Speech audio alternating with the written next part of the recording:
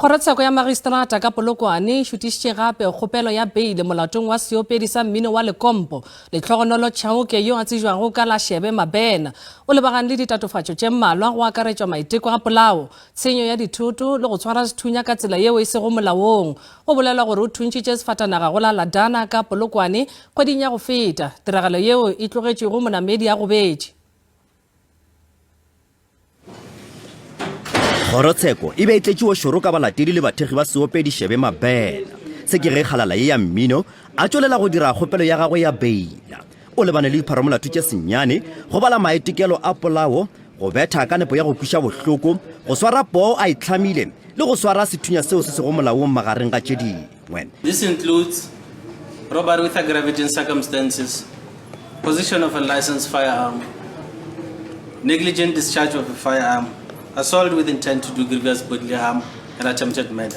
Ramolao wa gagwe o kgopetše go šutišwa ga molato gore a ithute ka ga diteng tša melato ye tshela ya tlaleletšo. I think it would only be fair for us to be afforded a chance to consult with him with regards to those charges. We were prepared with regards to the 3 counts, but now there's 6 more counts. Molato o šutišeditše go ya go la bone le la bohlano gore a dire kgopelo ya beila.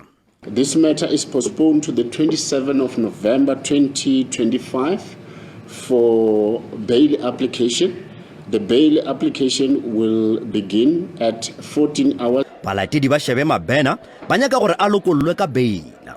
Munno a one go aga yang montšheng a ye a berekeng o tšere mašeleng a batho a mošomo o tla boya rena re tlo make sure ya gore wa tla molao kgopela le re mokweleng botlhoko a kgone o tšwa kgone o bereka. Molatofatšo o tla tšwela pele go dula ntlwana swiswi go fitlhele ge a boa gape ka labone go dira kgopelo ya gagwe ya beila. Nna ke Koketšo Motau wa ditaba tša SABC, Kgorotsheko ya Magistrata wa Polokwane.